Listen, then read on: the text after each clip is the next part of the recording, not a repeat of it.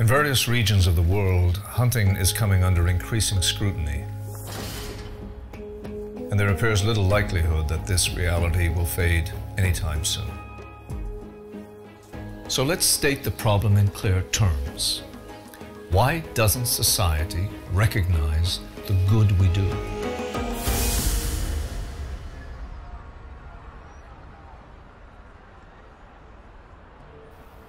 The answer to this question is complicated, but clearly one reason is that non-hunters find it difficult to believe that we care about wildlife in any emotional sense.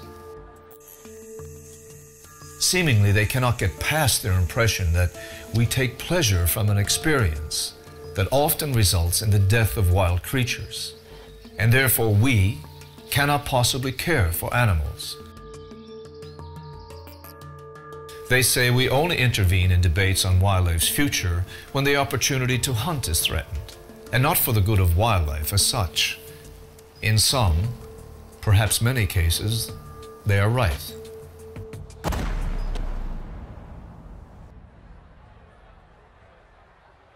It appears, given this, that these people are not prepared to accept hunting, regardless of its social and economic benefits.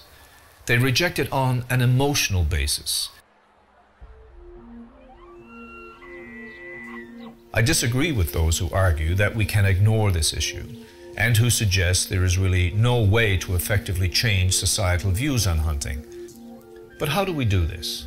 How do we demonstrate to the wider public that hunters do care about wildlife and that our interests in wild creatures and the lands and waters they occupy extend far beyond the practical question of whether there will be animals to hunt and fish to catch?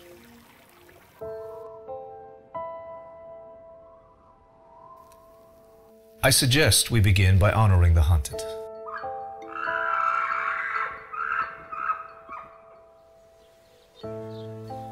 And by letting the hunter play a distant second fiddle to the magnificent creatures we pursue and sometimes kill. Doing so will require a major change in our culture, one that is intoxicated with awards that promote the hunter and magazine stories and television shows that do the same. Is there really any wonder the public is conflicted about us, or feel that it is the animal and not the hunter who needs support? If we wish to convince the general public that we care for something more and pursue something greater than the animal's death, we must emphasize the experience and the living animal most. We care for animals in a fundamental way. Yes, we may take the life and thereby take possession of one wild creature during our hunt.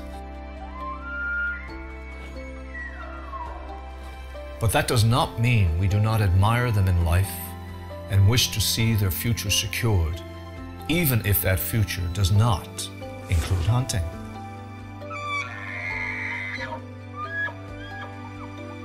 Let us diminish the focus on our achievements and on us. Let's start honoring what truly matters.